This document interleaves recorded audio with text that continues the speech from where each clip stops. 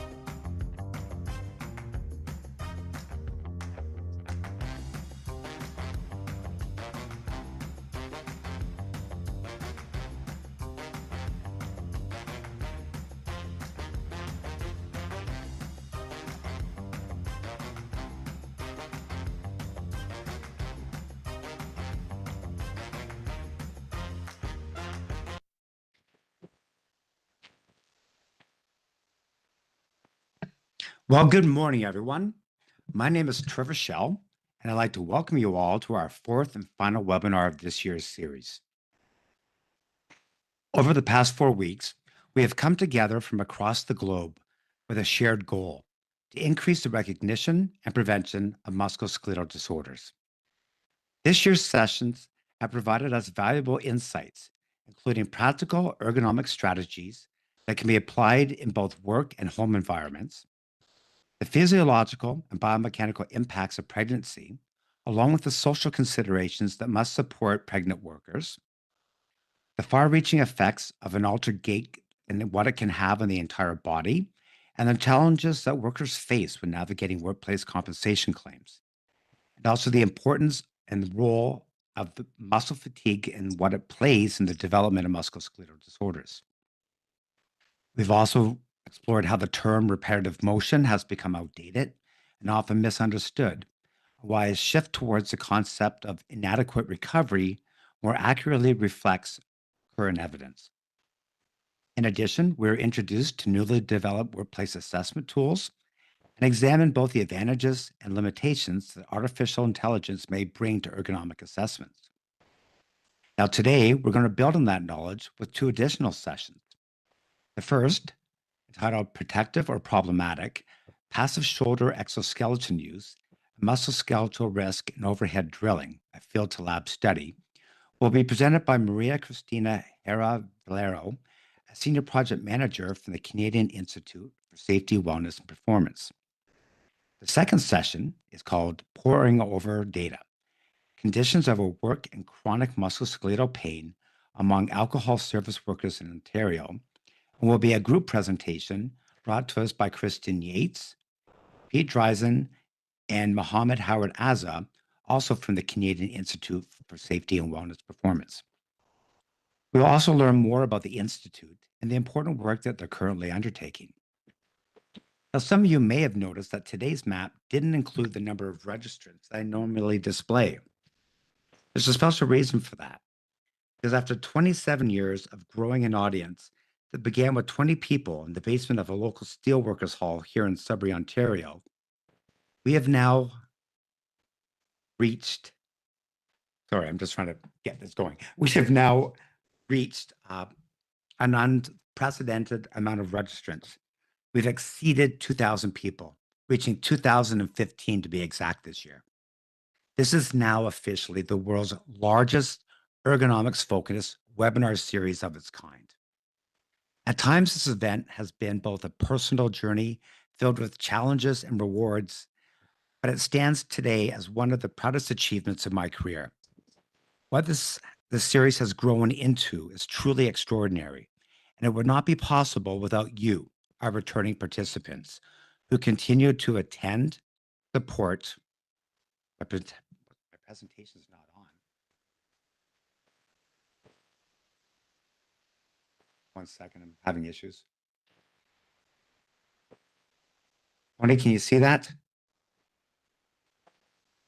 You're back on the screen, Trevor. Yes. I'm not sure what happened there. Somebody had taken over, I guess. Oh, okay, probably the center. Okay, I apologize, everyone. At times, this event has been a personal journey filled with both challenges and rewards, but it stands today as one of my proudest achievements in my career. What the series has grown into is truly extraordinary, and it wouldn't be possible without you, our returning participants, who continue to attend and support and share this event with your colleagues and friends. I hope you'll keep spreading word until this entire map is entirely read.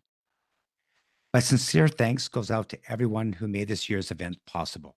Kate, Lisa, and Tony for their tireless work behind the scene. Dwayne for moderating the chat and coordinating questions for our speakers. My fellow ergonomists, Daryl, Melissa, Andrew, David, and also Jessica for sharing their expertise for this year's presentations, and also for all our external speakers for contributing their time and knowledge. This milestone belongs to all of us. So take a moment to step back and savor what we've built together and reflect on how far we have come and how far we have still yet to go. Now, if you were unable to attend any of the previous webinars, you should have received an email earlier this week with links to the recordings now available on OHCOW's YouTube channel. If you did not receive that message, please check your junk or spam folder. I'll also share the link in the chat during today's session. After each presentation, there will be an opportunity to ask questions using the chat, which is monitored by Dwayne, so please feel free to post any questions there. You'll also notice a survey on the side of the screen. We encourage that you complete it, as well as the follow-up one that will show up at the end of today's session. Your feedback is extremely important and helps to guide our future programming. Education certification documentation can be provided. If your Eventbrite registration confirmation is not sufficient to your governing body, please email me directly with your name and the dates of the sessions you attended live, with the exception of week 2, where we had some technical issues. Documentation can only be provided for live attendance. If you do not have my email address, I will post it in the chat later on. Additionally, after today's session has been uploaded to OHCOW's YouTube channel, I'll be sending one final email to a short survey that will ask you to complete to comment on this year's event, but also for topics that you would find interesting and learning about for next year. Now, with that, we're going to switch over and get ready for today's first session entitled Protective or Problematic, Passive Shoulder Exoskeleton Use, Musculoskeletal Risk, and Overhead Drilling. Perfect. Just give us a moment to switch over.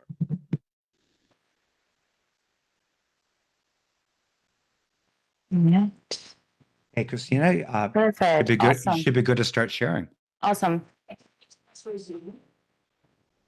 Okay. Mm. There you go. Resume. All right. There you go. Can you guys see the Perfect. screen? Yeah, it looks great. Thank you. Awesome. Perfect. Okay. Thank you so much, Trevor, for those words.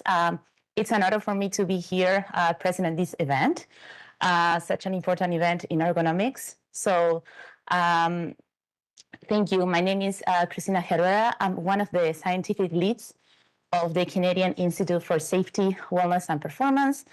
And as Trevor mentioned, today I'm going to present protective or problematic shoulder passive exoskeleton use and musculoskeletal risk in overhead work, a field to lab approach.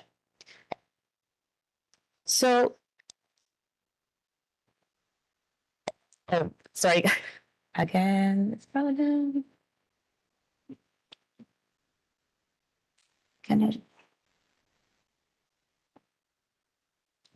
trying to There you go. Awesome. Thank you. All right. So our research institute, the mission across all the workers' lifespan is to enhance safety outcomes for workers across Canada, to support the mental health, the quality of life, enable a healthier, happier careers and retirements.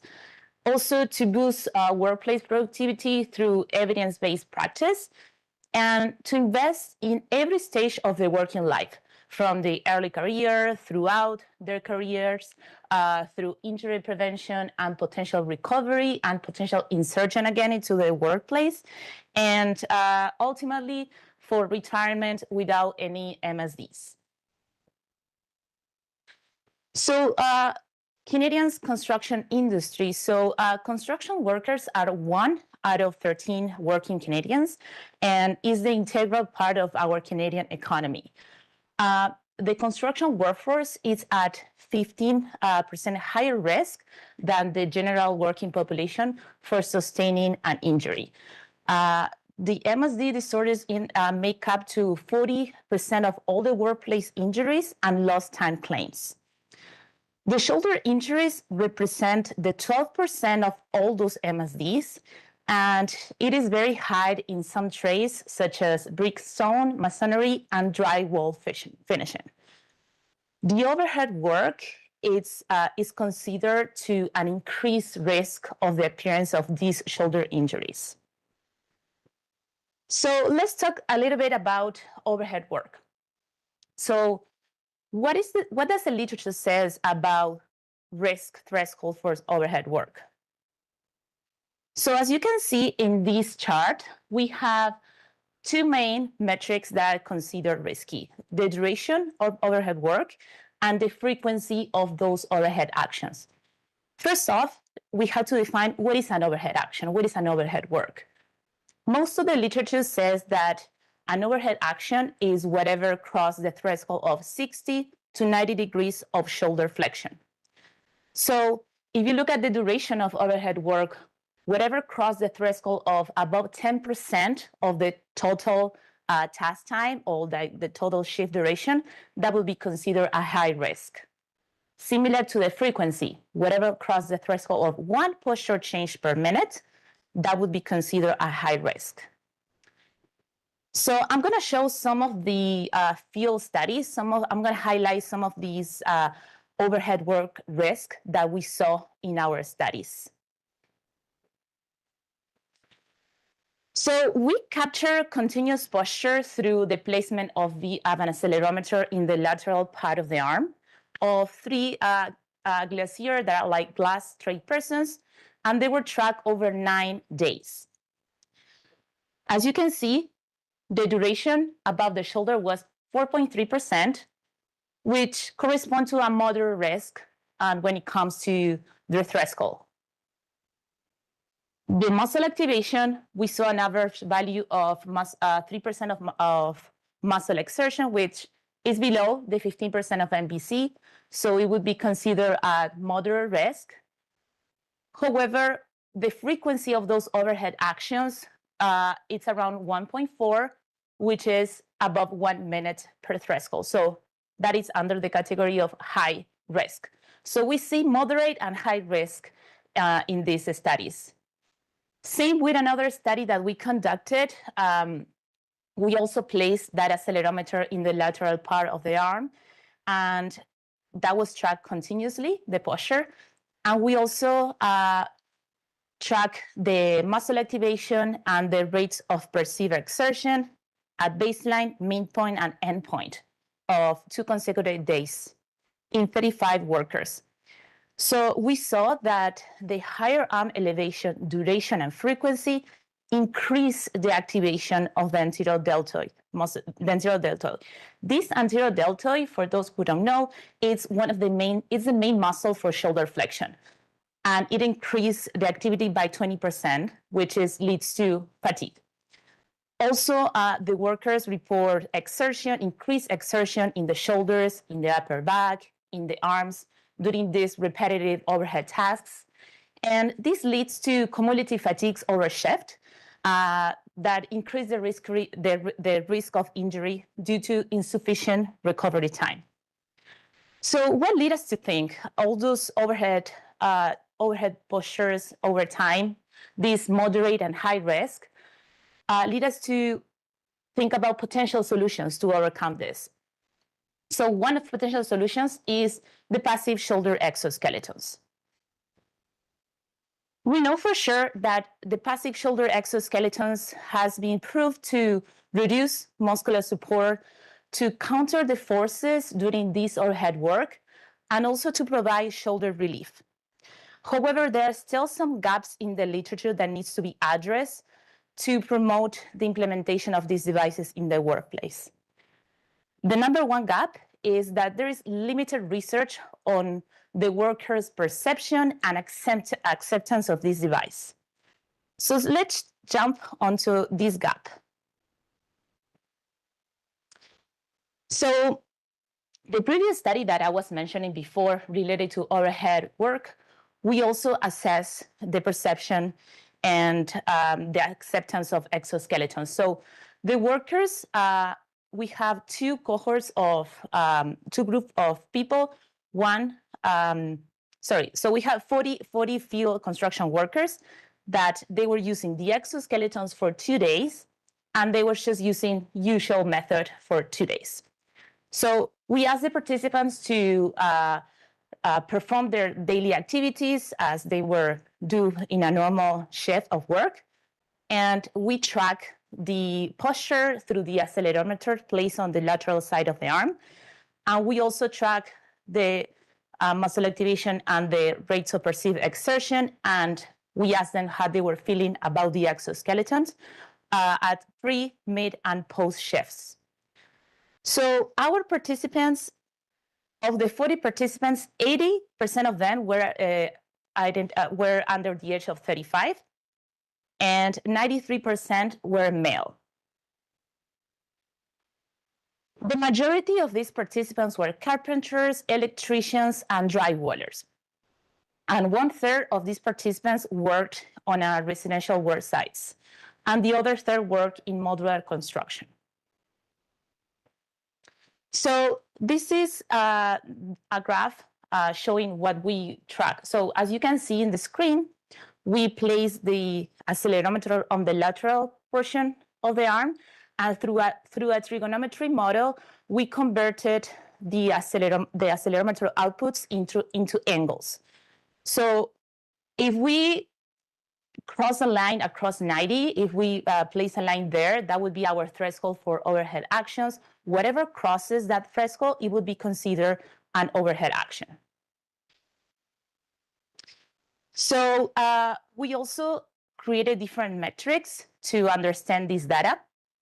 So based on those, which is the integral of shoulder flexion and time, we can see that during the exoskeleton conditions, the participants perform more overhead work. This could be related to multiple reasons, but one of them could be that the participants self-selected more overhead work because they were supported by the exoskeleton. So we also saw some changes in discomfort in the upper back and in the mid back from the beginning to the middle of the shift. And we also track what was the tasks that were more helpful for the exoskeleton. So workers report that lifting and positioning materials were helpful while using the exoskeleton, for example, top track for studs, electrical conduits, ball head, and ceiling drywall, for example. We also said that whatever task that they have to extend, they have to keep their arms extended, were also helpful. So nailing in top track with shooter, drilling metal studs into the top track, and other tasks, as you can see in the screen. Other tasks include pulling wire, tying in electrical boxes for lights, smoke detectors, mudding, tapping, especially for ceiling joints. So there were other tasks that the workers didn't find comfortable, the exoskeleton. So some of these tasks are reported, like, for example, tasks in tight spaces that they have reduced mobility, such as framing work around docks, vents, working in closets.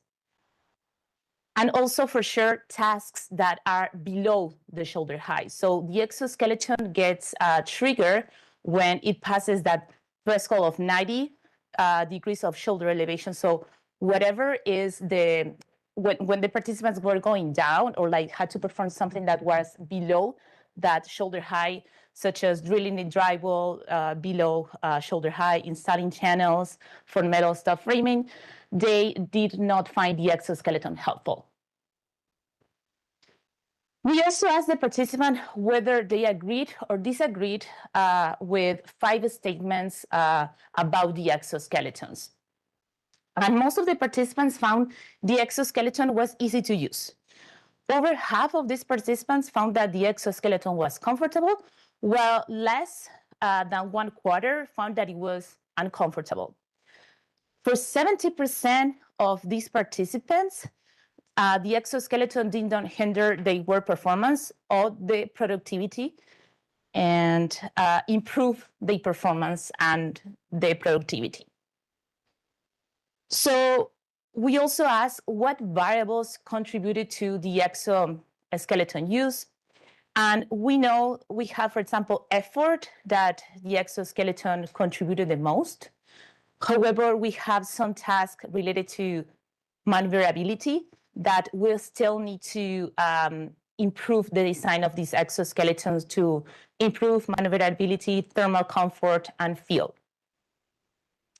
So 65% of the workers said that they were likely or very likely to use the exoskeletons if they were available through their employer. Some design recommendations. First off, it has to be compatible with other tools or PPEs. It has to provide sufficient mobility to assess tool belt. It must have the ability to adjust the level of support and resistance. It has to be feasible to be used in in tight spaces, and it must have a close-fitting design to allow the worker to move around with freedom, and it must have breathable materials to avoid heat and to provide thermal comfort, and also some mechanisms to prevent debris from entering the arm cons. And most importantly, these exoskeletons are not designed for everyone. So female participants were reporting sizing and fit issues.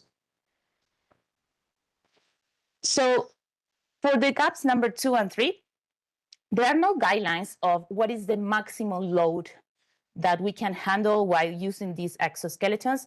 And also there is an unclear influence of the risk perception and workers' behavior. So I'm going to jump now to these 2 gaps. So the gaps that we saw in the field, or the needs that we saw in the field, we decided to tackle them through a lab study.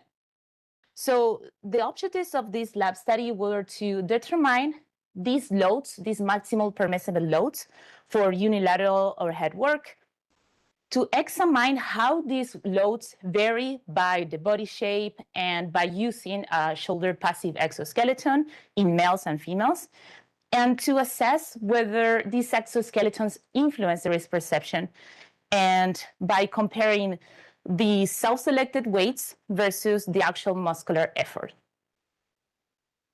So the first day of this lab study, it was a familiarization and 3D assessment of the anthropometric measurements.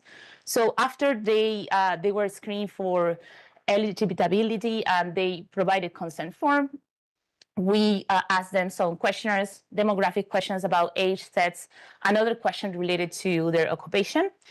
And then we performed an anthropometric body scan, where it consisted of a markerless system where the participant is placed in the middle of the lab. And through just a 5-second scan and a 5-minute processing, we have 36 anthropometric variables of the entire body. They also had an orientation with the exoskeletons, where they were able to practice and to ask questions about the upcoming sessions.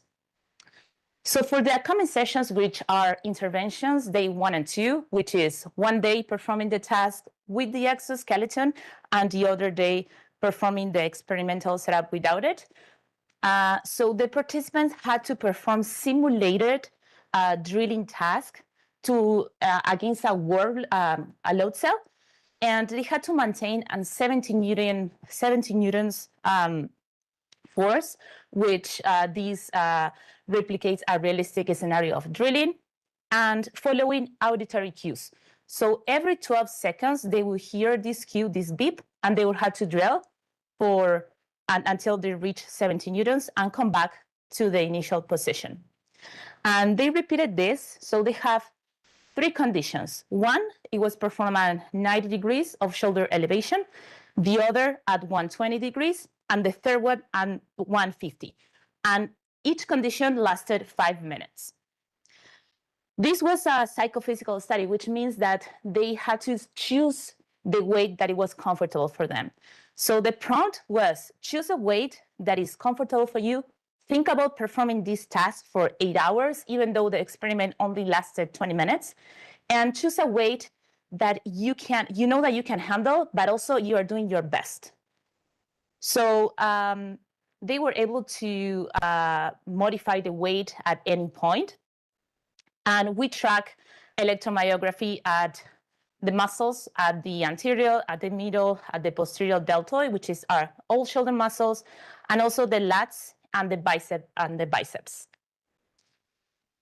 So for the anthropometric, so related to data processing and analysis, as I mentioned before, 36 measurements were collected, extracted from the anthropometric, from the scan, but we only selected 5 measurements for analysis that were related to the exoskeleton use, which were height, waist circumference, upper arm length, upper arm circumference, and bust circumference. Through an algorithm that is called k-means clustering, we identify 3 body archetypes for males and 3 body archetypes for females. So we have a small, medium, and large for females, and a small, medium, and large for males. So when it comes to the processing and analysis to create this maximal permitted overhead loads, we stratify the loads by sex. So we created tables for females and males, and we also divided by intervention. So we have our controls and our exoskeletons. And we also divided by the condition. So it was either 90, 120, or 150 degrees of shoulder elevation. We created thresholds computed in percentiles at 10, 25, 50, 75, and 90, which these replicates previous psychophysical tables, very well known by Snook and Suriello. And we assigned participants to the load that they were selected through the experiments. As you can see in the screen, those are the 3 conditions that we track. When it comes to muscle activation, we collected our raw EMG, and we filter it to subtract the bias, and we filter it and to remove the cardiac noise.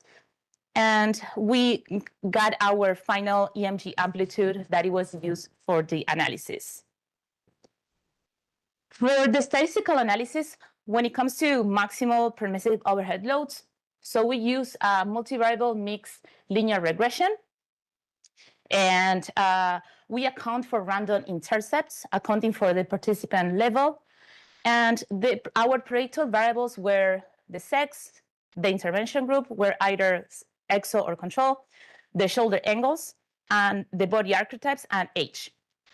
For the muscle activation, we performed a linear mixed model, and we created 1 model per muscle. So we have 5 muscles. And our predictors were the exoskeleton use, age, sex, the shoulder angle, the drill weight, the archetypes, and the repetitions. So our participants were 62% males and 38% females. And this was a big, so we were able to capture a lot of females considering the small amount that is in the skill trades. So most of our participants were carpenters, electricians.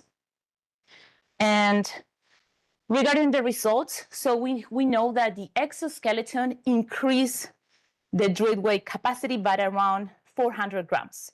So when they were using the exoskeleton, they were able to handle 400 grams more than the control. So for the smaller people, the smaller built people, they selected around 300 less weight than the larger archetypes. So we didn't find any differences between the medium and the small built individuals.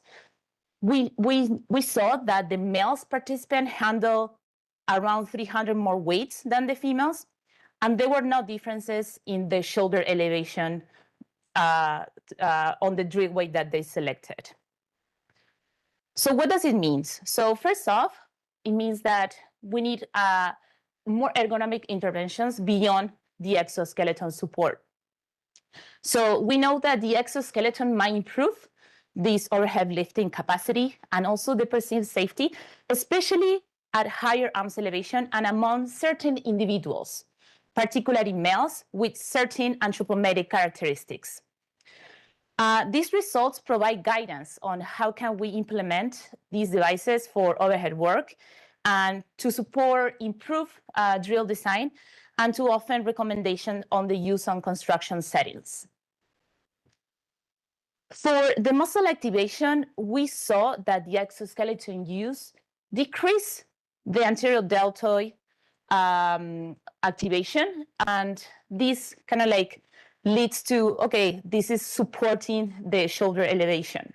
So the muscle activation was decreased for the anterior deltoid. However, for other muscles, such as the posterior deltoid, it was the opposite. So we saw an increase in activation. So when the posterior deltoid is the muscle that activates when the shoulder goes down.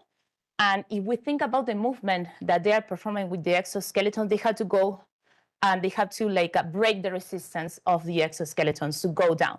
So that's kind of like also leads to fatigue. So what is the trade-off, right? We have some muscles that we are decreasing the activation, whereas others are increasing. Also, the drill weight influence this.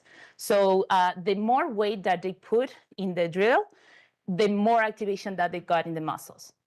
And we also saw some differences in the archetypes.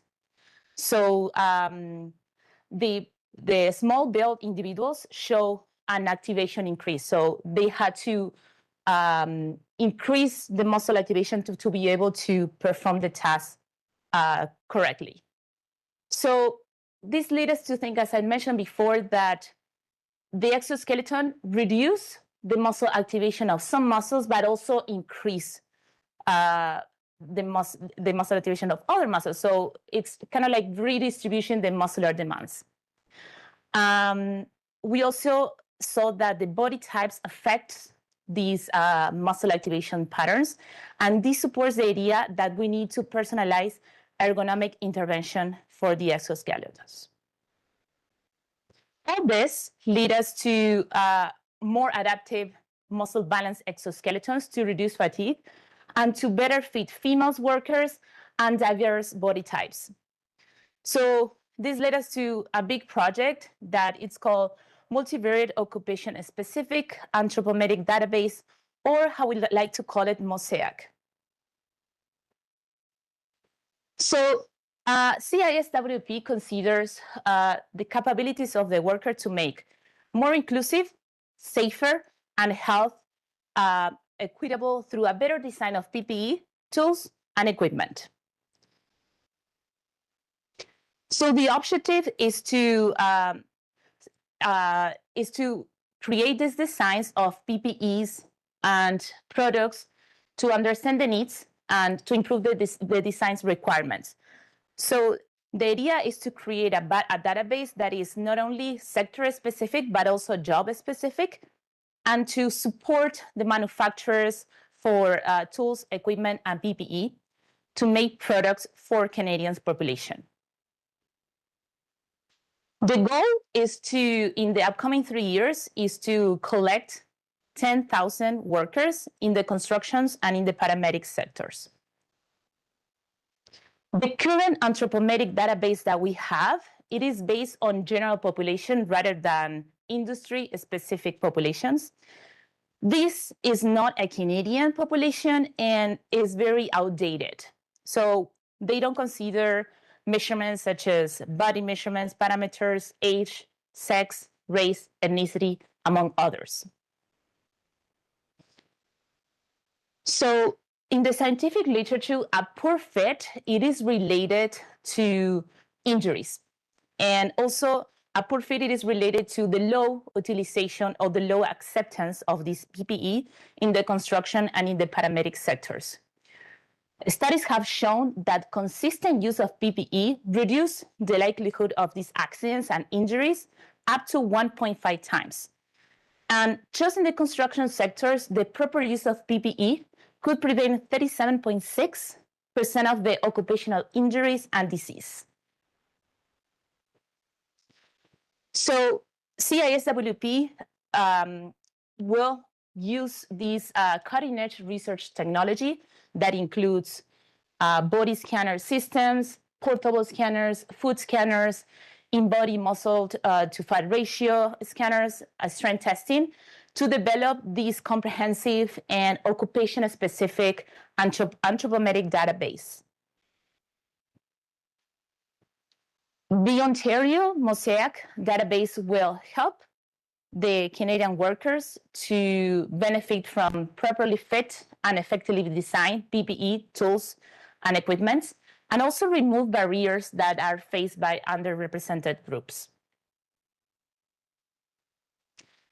So the impact is that with this new anthropometric database, it will help Ontario businesses to meet the requirements of the Regulation 6123 by ensuring properly fit PPE for all body types. And of course, they will support to reduce injury rates and to make healthier and aging workers. So I will show now a video of Mosaic. Let me share my screen with you. So, oh, there you are. Was it? Should be recording. That should be open already. I'm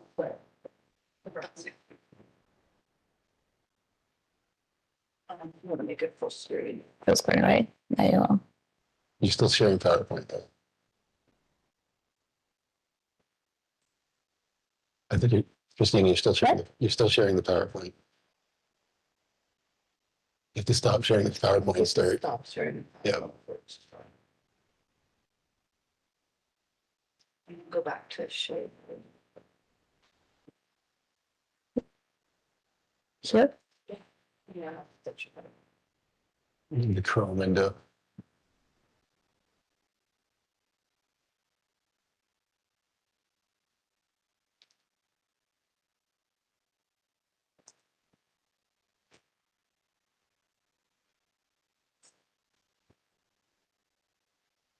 Still, Christina. Yes, good. I'm looking. Equipment and PPE may not have accounted for this variability in their designs. Product designers have relied on outdated data sets to design workplace tools and equipment.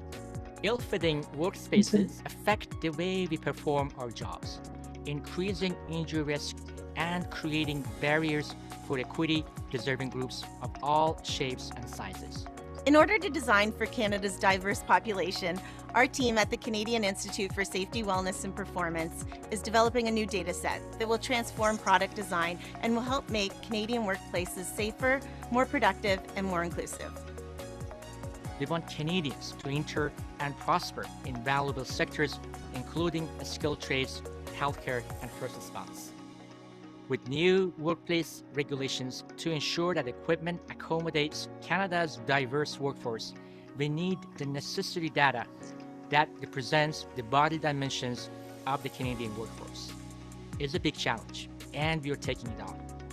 We're developing detailed databases of anthropometric body dimensions and functional capacity through our partnership with Ontario's Workplace Safety and Insurance Board. This means collecting sector-specific and job-specific data from the Canadian workforce and collaborating with Canadian manufacturers of tools, equipment, and PPE. It's all part of our Mosaic initiative, supporting Canadian workers and Canadian businesses. Our Mosaic initiative uses state-of-the-art technologies to capture the unique measurements of different body types, but also their strength and mobility. We will be doing this in our Stride Laboratory in Cambridge, Ontario. CISWP has Canada's only lab-based and portable 4D measurement system that can capture static and dynamic body dimension data from the Canadian workforce. Using the state-of-the-art 4D technology, we can capture over 100 body dimensions within a few seconds. We also have high-precision foot scanners for developing better fitted safety shoes, as well as scanning systems for hands, objects, and workspace layouts. We will also mirror the Stride's data collection at work sites and training centers across all of Ontario through our mobile labs. By taking research into the field, we will capture anthropometric and strength measurements from thousands of construction workers and first responders. How we study, address, and prevent workplace injuries is going to completely change. Participating organizations will have the opportunity to improve their safety culture and job accessibility. This will help them comply with relevant legislation. It will demonstrate leadership in advancing the workforce by contributing to job-specific databases. These databases will ultimately support better fitting and functioning PPE, tools, and equipment. That means better fit and function for everyone in the workforce, regardless of gender and race, and fewer workplace injuries. We can improve well-being and optimize the productivity of the Canadian workforce, and we're proud of that. Join CISWP and let's work together to make Canadian workplaces safer and more prosperous. Better data, Better data, Better data, safer work. safer work. safer work.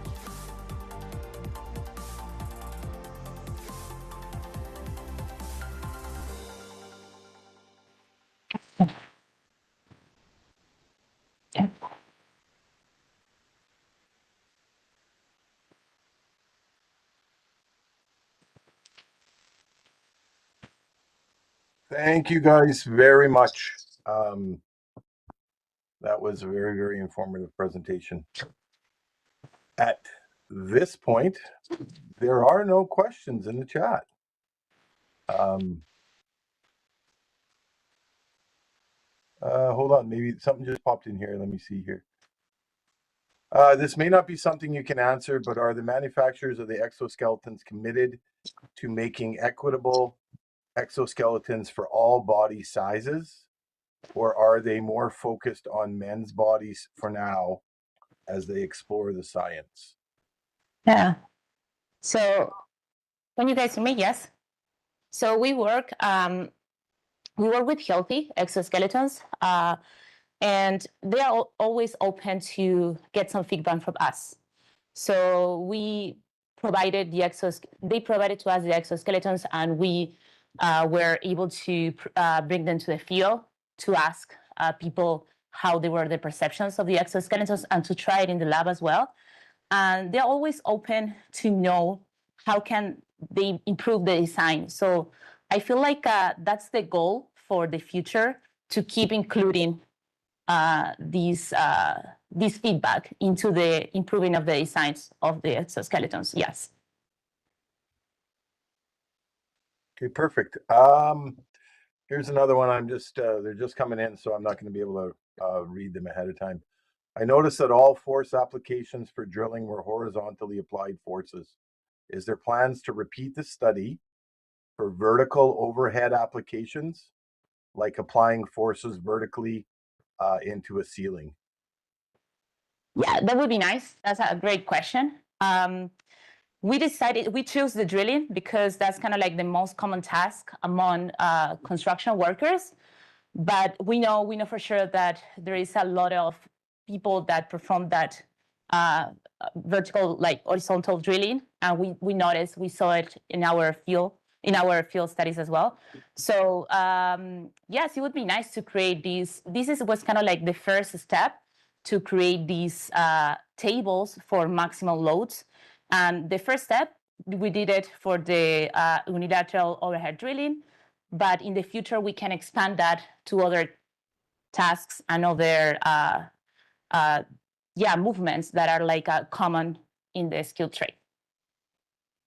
Okay, good, perfect.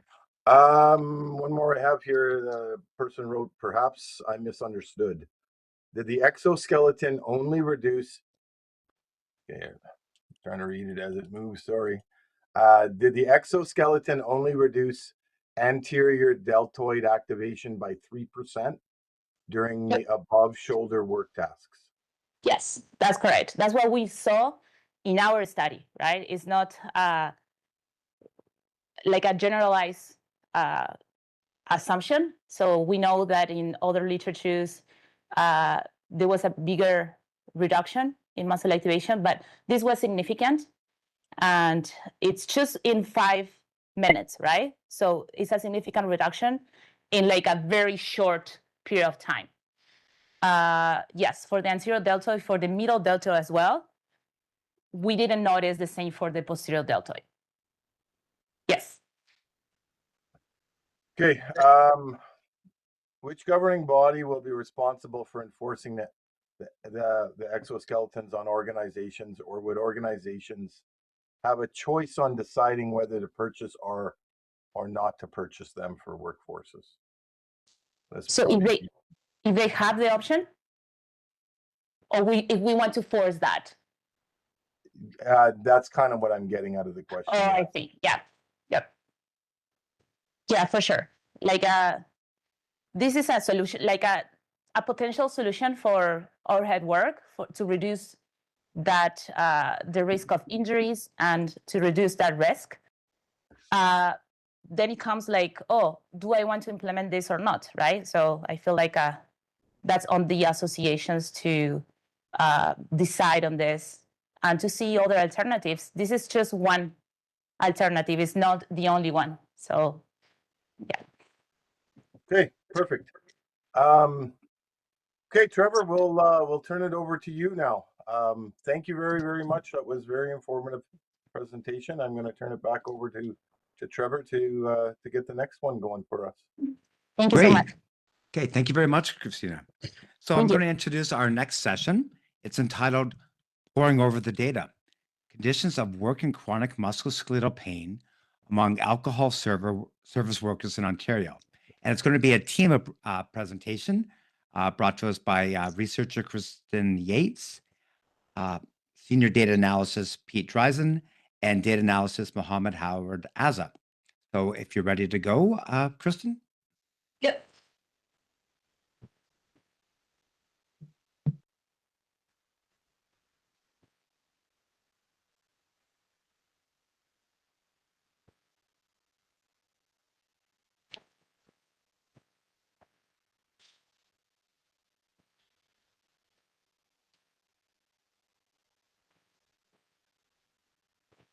So everything look good there? We see it perfectly. Okay, sweet. All right, so hello everyone. My name's Kristen, and I'm going to be presenting today, as Trevor mentioned, with my coworkers Pete and Mohammed. And again, the title of this presentation is Poring Over the Data, Conditions of Work and Chronic Musculoskeletal Pain Among Alcohol Service Workers from Ontario. So I'll begin by providing a brief overview of the presentation today. So first, I will speak about the background information as well as the methods and measures that we used. Then I'll pass it over to Pete to start discussing the results regarding sample characteristics, condition of work, and substance use. And then lastly, Mohammed will talk about the results related to chronic pain. So we may refer to this project as the SmartServe survey, and that's because this project was funded by the SmartServe Foundation. So the overall purpose of this survey was to better understand the health and working conditions of people employed within the food and beverage sector. And then we narrowed that in to people that work in licensed venues that are licensed to serve alcohol. So we'll be referring to that as alcohol service or alcohol service workers throughout this presentation. So we chose this group because these workers face a range of occupational health and safety challenges that remain underexplored, especially within Canada. These workers deal with a variety of demands at work, such as prolonged standing, repetitive tasks and movements, heavy lifting, as well as high emotional demands, and exposure to things like customer mistreatment and harassment. They also tend to work in fairly busy environments that can be also chaotic. They tend to need to be able to get their work done very quickly. And on top of all that, these workers also tend to have unpredictable schedules. They often work odd hours, and they often do not have access to health benefits through work. Another big reason why we feel like this study is important is because chronic pain is a cause of major occupational and public health challenges. So around the globe, 20 to 30% of adults live with chronic pain or musculoskeletal disorders. And this is concerning because chronic pain tends to reduce a person's quality of life. Chronic pain tends to restrict a person's daily and occupational functions that they're able to perform. It also tends to increase a person's risk of disability. And then it's been associated with an increased risk of substance misuse as well. So overall, chronic pain really interferes with a person's ability to maintain their physical health and also their mental health. So the main objective of this survey was to estimate the prevalence of self-reported bodily pain and injuries, psychosocial outcomes, and as well as to find workplace and individual factors that are associated with worse outcomes. So at CISWP, we tend to work in phases, and this project is part of phase 1 of this work. And because we're in phase 1, we chose a broad approach with the survey. And so the survey questions that we included cover a very wide range of topics. And then our plan is to focus and narrow in during phase 2 based off what we've learned during phase 1. And then moving on next to talk about the survey methods that we used. So we used a cross-sectional survey design. In total, it had 84 questions. Most of these questions were multiple choice format, and a few questions were open-ended, so people could describe their injuries in their own words, for example. We also included an attention check question to help us improve our data quality. We offered the survey both online through Qualtrics as well as in person on pen and paper if requested. And then everyone that participated in the survey received a $30 gift card as compensation. Our recruitment and data collection occurred between February and July of 2025. Our team went out and conducted door-to-door recruitment of about 225 businesses, which were mostly restaurants and bars, from 15 different cities and towns in the southwestern Ontario area. We also partnered with well-connected organizations and individuals to help us increase our recruitment and reach more workers that would have been otherwise hard to access. So overall, this recruitment strategy allowed us to connect with workers in their real workplaces, have conversations, answer questions. And we thought that was important because these workers do tend to be constrained for time, and they're also very busy most of the time. So our final sample size for the survey was 595 participants. During recruitment, we had just over 1,300 people engaged with the QR codes that we distributed. And then of that, 684 people started the survey. 659 people completed the survey, with 18 of those being completed in person. And then we decided to remove 64 responses to improve our data quality. So we removed any responses that were identified as duplicates, any responses that did not reach the end of the survey, any that were classified as potentially fraudulent, and then we also removed any responses that failed the attention check question. And then the median time for completion of the survey was just over 12 minutes. Moving on next to the measures that we used in the survey. So first, I'll describe who took part in this survey. So for demographics, we had 62% of respondents identify as female. We had 56% that were 34 years of age or younger. So that reflects the younger workforce that's typical in this industry. 29% of people identified as being a visible minority. And most people reported that they currently live in Ontario and that they're not currently in school. In terms of job role or job title, more than half the sample worked as bartenders or servers. And then we also had representation from management and other positions.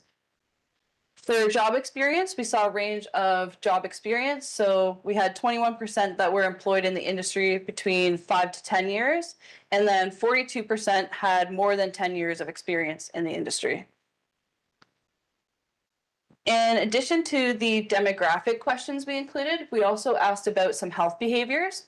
So we asked about weekly alcohol consumption. We also asked about weekly tobacco and cannabis consumption.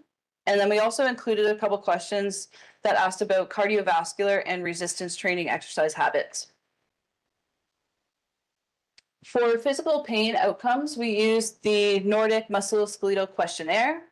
And this allowed us to gain information about people's pain experience over the past 12 months, as well as shorter duration pain intensity over the past 7 days.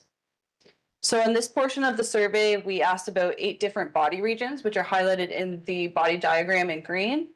So we asked about the neck, shoulder, elbow, hands, and wrist, as well as the upper back, the lower back, the knees, and the feet. And then finally, to capture psychosocial working conditions, we included the Copenhagen Psychosocial Questionnaire. A lot of people often refer to as the COPSOC. And from this, we used 15 different scales that measured things like working pace, emotional demands, demands for hiding emotions, depressive symptoms, work control, workplace harassment, and etc. So altogether, these measures gave us a picture of the physical strain and the psychosocial stress among alcohol service workers, and then allowed us to start identifying workplace factors and individual factors that are associated with worse outcomes. So with that, I'll hand things over to Pete to start discussing the results.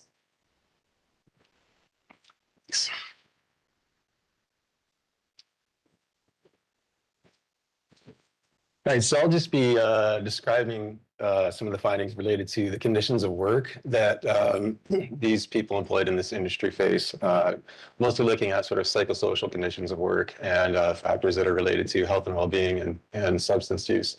So as Kristen mentioned, we used the Copenhagen Psychosocial Questionnaire to assess the conditions of work.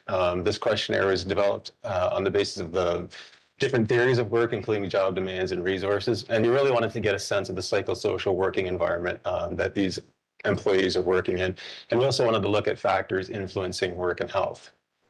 There are key scales in the Smart Serve survey that come from the COPSOC. So we wanted to look at demands at work, which include quantitative demands, how fast these workers are working on a daily basis, as well as emotional demands and needs for hiding their emotions. We also considered burnout and depression as health and well-being measures. We looked at harassment in the workplace. And we also considered job resources, such as job satisfaction, vertical trust between workers and their management, and social support at work. Now, the different scales here are comprised of separate questionnaire items. So there's between 2 to 4 questionnaire items that comprise a scale. And those responses to those questions are rated on a scale from 0 to 100. And then the average of the scores across the items are used to compute the overall score for that scale. So just looking specifically at what these different scales are comprised of. So quantitative demands really consider demands on a person's time at work, whether they have enough time to complete their tasks and whether they get behind in their work. And work pace is just how fast they have to work and whether they're always working at a high pace, which you can imagine in the restaurant industry or in a bar industry. You have to serve customers really quickly to keep them happy. And we consider emotional demands as well, so whether workers are dealing with other people's emotions on the job and whether they need to hide their emotions. And just those numbers in brackets are just the internal estimates of internal reliability for these scales. So these measures were fairly reliably measured. And the estimates there are consistent with what you see in the literature as well. Turning to things like burnout and health and well-being. So we looked at burnouts, whether workers are feeling worn and tired out and exhausted from their work. And we looked at depressive symptoms, whether they're feeling sad and disinterested in everyday life. And then one key thing we were interested in was harassment at work, particularly unwanted sexual attention. And we looked at the prevalence of experiencing unwanted sexual attention in the previous 12 months, whether it occurred daily, weekly, or on a monthly basis, or whether it wasn't happening at all. So just in terms of the basic overall characteristics of the sample, this just describes the differences between males and females, so the differences in the age distribution by sex. So we can see that a greater percentage of females were in the youngest age group, whereas males tended to be a bit older, except in the oldest age group. A greater percentage of males were from a visible minority background compared to females. However, males were more likely to be bartenders than females, while females were more likely to be servers. And then in terms of management roles, about a similar percentage of males and females were employed in sort of management or executive type roles. This next graph just breaks down the different quantitative demands in the workplace as well as workplace. So these are average scores on the items, where a higher score indicates that there's a higher level of this particular demand. So if you look at the work pace, those scores are higher. So these workers tend to experience a really high pace of work in their day. If we look at sort of quantitative demands, the distribution, the average scores are fairly similar between males and females, except in sort of those management roles where female managers tend to report higher quantitative demands than their male counterparts. And sort of a similar effect for work pace. So the work pace across all occupations is fairly high. But again, females in management positions tend to report a higher work pace than their male counterparts. Turning to emotional demands, just looking at average scores again. In general, females tended to report higher emotional demands and higher needs for hiding their emotions compared to males in the survey. And then specifically looking at bartenders, both emotional demands and hiding emotions were higher in females than males. And in terms of burnout and depressive symptoms, so if we're looking at depressive symptoms, overall they're fairly low in this sample and generally similar between males and females across all occupations. But turning to burnout, females on average across all occupations tended to report higher levels of burnout than males in the same occupation. Looking at unwanted sexual attention, probably the most striking finding there for males, and maybe it makes sense, the vast majority of males report that they have not experienced any unwanted attention in the previous year across all occupations. However, females, there is a much greater percentage reported experiencing unwanted attention at least once a month. So that includes daily, weekly, and on a monthly basis. So if you look at female bartenders, 38% reported they experienced unwanted attention at least once a month over the past year. Looking at differences by age group among females only, we can see that females in the youngest age group tend to report quite a bit of unwanted sexual attention. So in general, about 30% of females between the ages of 16 and 44 reported experiencing unwanted sexual attention in the previous month. But then looking at the oldest age group, most of them report that they do not experience any unwanted attention at all. So just in terms of key take-home messages, people employed in the alcohol service industry in Ontario, they tend to work in really fast-paced environments. They face emotionally demanding situations that require them to hide their emotions, and that's likely to please their customers. There tends to be higher levels of burnout in these occupations, and burnout is higher among females than males. And unwanted sexual attention is particularly common among females, especially in the younger age groups. So that's something that really needs to be addressed in this particular service industry. And one other thing that we looked at was just substance use among people employed in this industry. So you can imagine that people that work in bars or restaurants have ready access to alcohol, which might influence their own drinking patterns. So we recently published this study, and there's a QR code there for a link to the study that looked at high-risk drinking among people employed in this industry. And so what we did was we applied Canada's guidance on alcohol and health to define the risk categories for drinking. So low-risk drinking was defined as consuming only 2 drinks per week. Moderate risk drinking was anywhere between 3 to 6 drinks per week. And then increasingly high-risk drinking was defined as consuming 7 or more drinks in a week. So one of the key findings here is that a third of respondents in this survey reported that they consume 7 or more drinks every week, which is concerning because drinking at that level is associated with risks for poor health outcomes, including cardiovascular disease and cancers and things like that. So the Canadian guidance on alcohol and health are really designed to encourage people to reduce their weekly consumption of alcohol. Another key finding is that emotional demands at work were associated with increasingly high-risk drinking, which might have implications for employers. So employers, especially employers of people working in the alcohol service industry, should really promote these Canadian guidance on alcohol and health to encourage people to reduce the amount that they drink each week. And that's something that could be done during onboarding, for example, to, even though these people are working in a service industry that's serving alcohol, they can really encourage people to not consume as much. And with that, I will turn it over to Mohammed. Awesome. Thank you.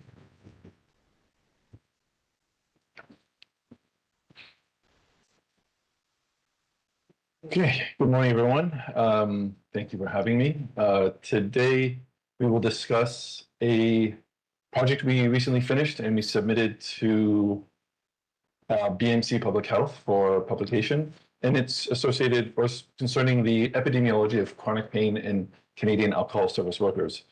So to overview the talk today, I'll just talk a little bit about generally chronic pain in Canada and chronic pain in the alcohol service workers, our study objectives, then go over our data, where it comes from, the variables we used, and the statistical analyses we've done to this data.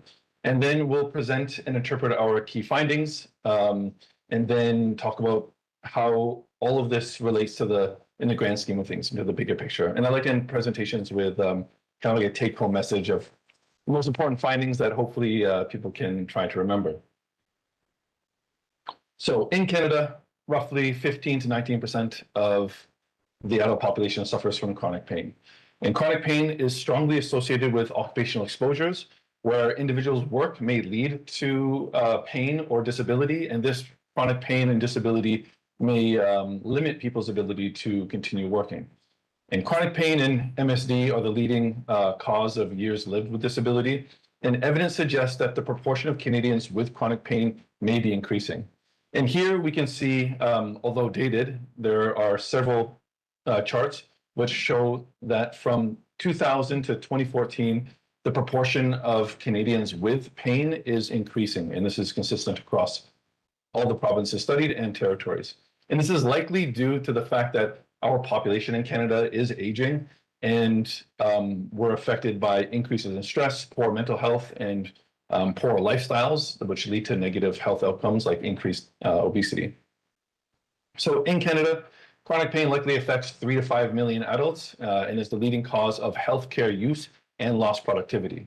So here's a chart that shows the economic burden of MSDs in Canada. And although MSD is not chronic pain, they're closely related. And here we see from 2010 to 2022, the economic burden of MSDs alone increased 60%, and it went from 26 billion to 42 billion. So what is the knowledge gap? Well, at least the knowledge gap that we were interested in for the study. Well, little is known regarding the impact of some of Canada's largest occupations on the development of chronic pain. And within the Canadian workforce, alcohol service workers represent a unique and very large occupational subgroup with distinct psychosocial and physical challenges. Alcohol service work is characterized by long, irregular schedules, extended periods of standing, moving and lifting in awkward positions, exposure to alcohol and other substances, customer aggression, harassment, unwanted sexual attention, and often poor job security. And this unique environment may cause these workers to be at an elevated risk of chronic pain. And although it's difficult to estimate prevalence of any pain-related outcome, to our knowledge, there are no comprehensive estimates of chronic pain in Canadian alcohol service workers. However, among food and beverage workers, some studies have described their general health and wellness and identified ergonomic hazards. However, there are no epidemiologic studies that assess prevalence or risk factors associated with chronic pain in this population. And this lack of Canadian data limits the development of targeted interventions tailored to alcohol service workers specifically. And therefore, using the data we recently received from the SmartServe survey, we aim to begin hopefully filling this knowledge gap. So the objectives of the study were to identify personal, lifestyle, and work-related factors that are associated with chronic pain in alcohol service workers in Canada. And we also aimed to estimate prevalence of chronic pain in this population, which can be compared with other occupational populations, and hopefully establish a baseline, which can be compared with studies in the future, whether from us or other people. And the results of this study may be used to help establish the epidemiology of chronic pain in alcohol service workers, informs public health, and support employers on minimizing the burdens of this work on chronic pain, and help individuals be more risk aware of the dangers or risks to chronic pain that this work has. So all of our data came from the SmartServe survey. From here, we derived our chronic pain variable, which is our outcome, which is defined as pain lasting 30 days or more in the last year in one or more body regions. We also derived several personal factors like age, gender identity, and ethnicity, several lifestyle factors like self-rated health, body mass index, substance use, so whether individuals used and how frequently they used tobacco, alcohol, and cannabis, exercise, so if individuals partook in and how frequently they partook in cardiovascular and resistance training, and psychosocial demands like the degree of burnout or the degree that they need to hide their emotions or the degree of their depressive symptoms. And lastly, we looked at several work-related factors like work type, so whether individuals worked in a bar or a nightclub or a restaurant or distillery, etc., and job type, so whether they were bartenders or servers or kitchen staff. We also looked at work pace and hours worked. And we took all this information and we fit it into a multi-variable logistic regression. Our dependent variable was respondents with chronic pain, so our cases, and our controls were all other respondents. And our independent variables were those personal, lifestyle, and work-related factors that we discussed in the previous slide. And a limitation that we would need to discuss before discussing the results is that we didn't follow these participants through time. We surveyed them once. So this study is cross-sectional design, and therefore it's not exactly possible to evaluate causality, and the direction of the associations cannot always be determined. So for prevalence estimates, approximately half of the respondents reported experiencing chronic pain, which is substantially higher than the general Canadian working population. And the top three regions where people were reporting chronic pain, although they can report more than one, were lower back, feet, and shoulders. So as chronic pain may be more prevalent in alcohol service workers than the general working population, chronic pain could represent an under-recognized occupational health issue in this sector.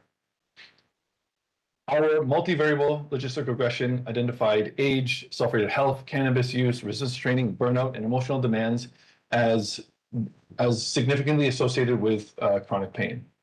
For self-rated health, the better individuals reported their health, the less likely they were to report chronic pain. And this may be because people with good health may be more resilient to the stresses of work and therefore less likely to experience chronic pain. However, poor perceived health may capture underlying comorbidities. Therefore, having pain may influence how participants rate their health and make them more likely to rate their health as poor.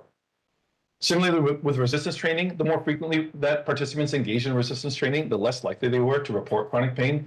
And this may be because healthier and stronger people may be more resilient to chronic pain, or simply more likely to recover from stresses that would lead to chronic pain. However, it's also possible that participants who experience chronic pain may be simply more likely to avoid exercise. For age, the older alcohol service workers were, the higher the probability of them reporting chronic pain. And this is likely because older populations may be less resilient than younger populations and have had more time or opportunities to develop health issues, which would lead to chronic pain. And cannabis was positively associated with chronic pain. And this may be because individuals who consume cannabis frequently may be less likely to take care of their health, putting them at a higher risk of chronic pain. However, people use cannabis because they have pain. And therefore, chronic pain may simply increase the probability of cannabis use. And lastly, there were positive associations between burnout, emotionally demanding work, and the probability of chronic pain. And this could be because burnout and emotionally demanding work may reduce people's resilience and increase the probability of them experiencing chronic pain. However, persistent pain can exacerbate burnout and emotional exhaustion, and that could reduce people's resilience to stress and their feeling of job control. And this aligns with the biopsychosocial model of pain, where occupational environment, emotional state, and individual coping all together shape chronic pain outcomes. So how do these findings fit into the big picture? Well, the consistency across our associations that we identified in our variables we're studying reinforce a broader narrative that maintaining physical and mental well-being are essential to reducing the risk of chronic pain in alcohol service workers.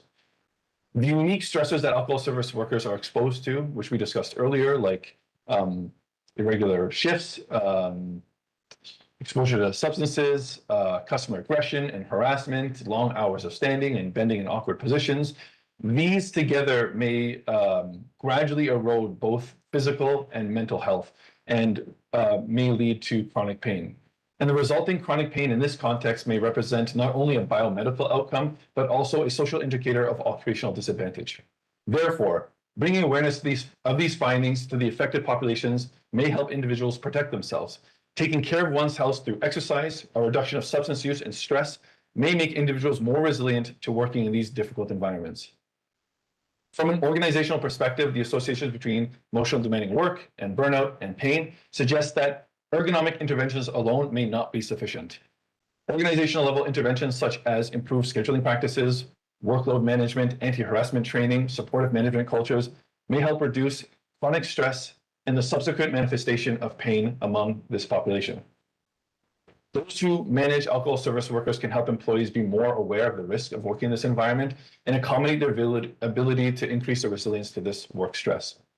Reducing the burden of chronic pain in this population will help mitigate downstream economic impacts, such as lost productivity and increased healthcare costs. So for our take-home message of things to try to remember from this presentation is approximately half of the surveyed workers reported chronic pain in one or more body regions, a substantially higher rate than the general working population. Workers most associated with chronic pain had poor self-rated health, older in age, used cannabis, were facing burnout, found their work emotionally demanding, and did not resistance train. And these findings highlight that chronic pain in this workforce is not just a physical issue, but one rooted in a mixture of both lifestyle and work-related stresses.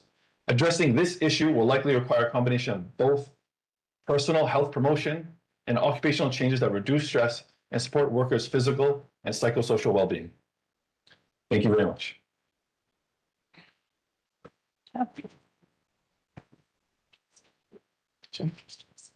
Okay.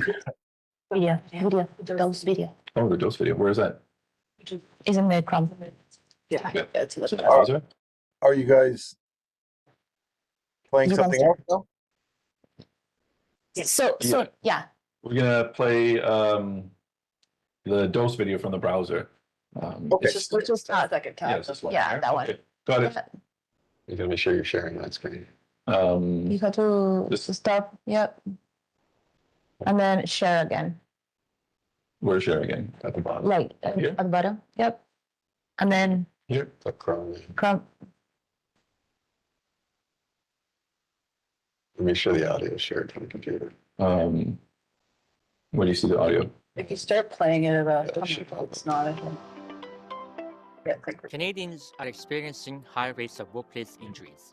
These injuries may lead to disabilities and force people out of the workforce too soon. The ripple effect?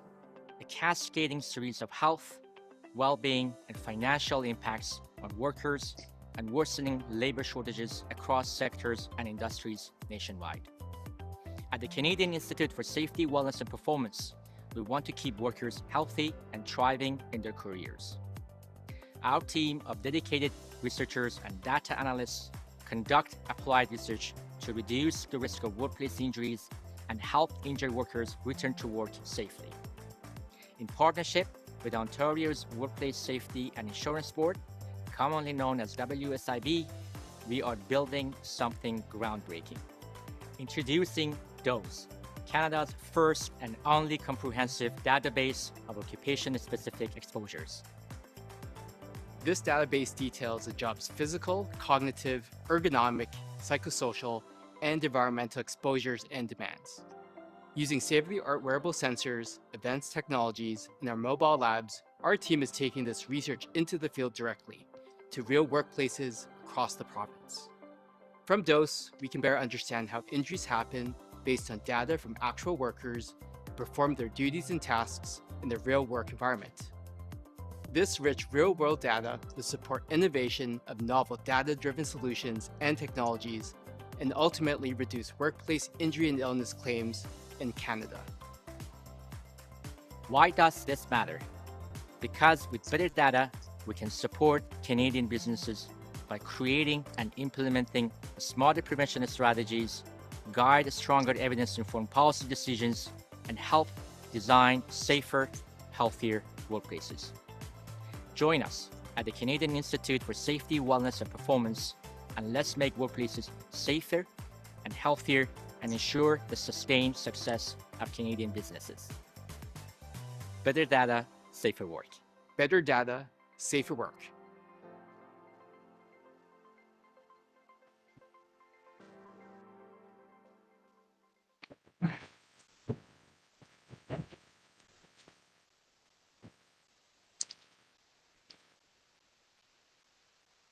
Is that your conclusion? Yeah. Okay. We have a couple questions. Well, we did.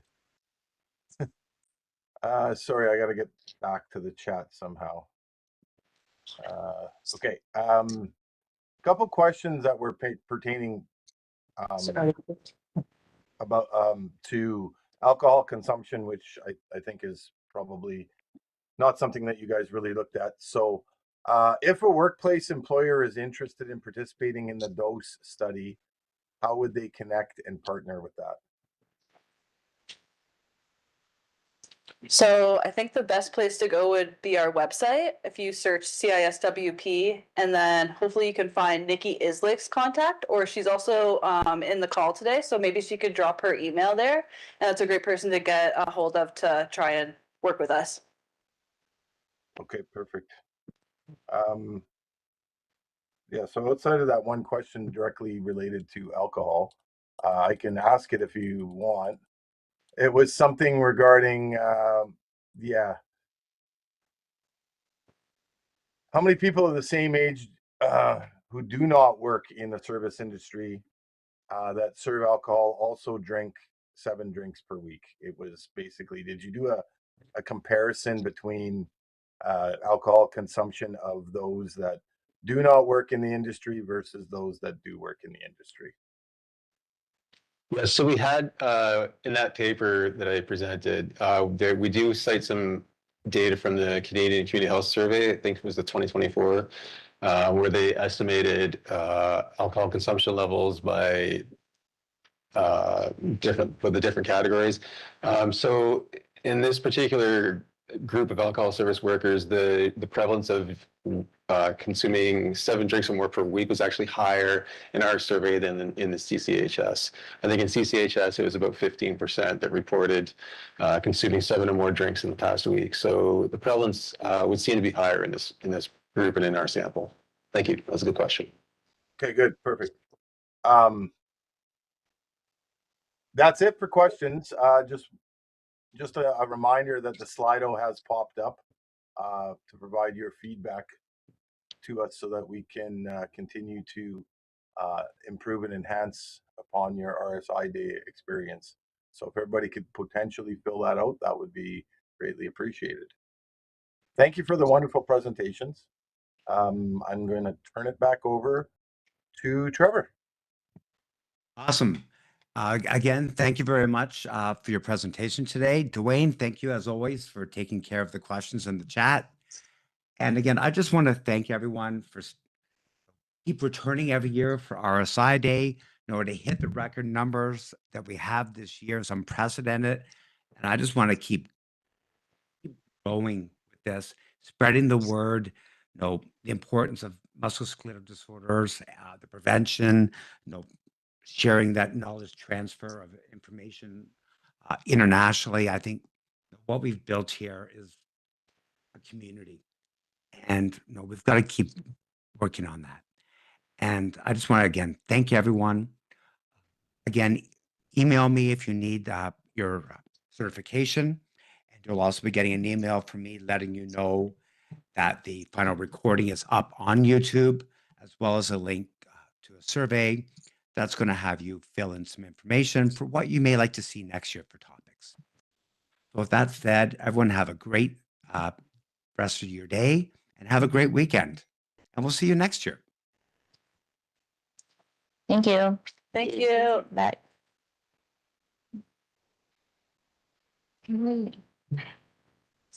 It's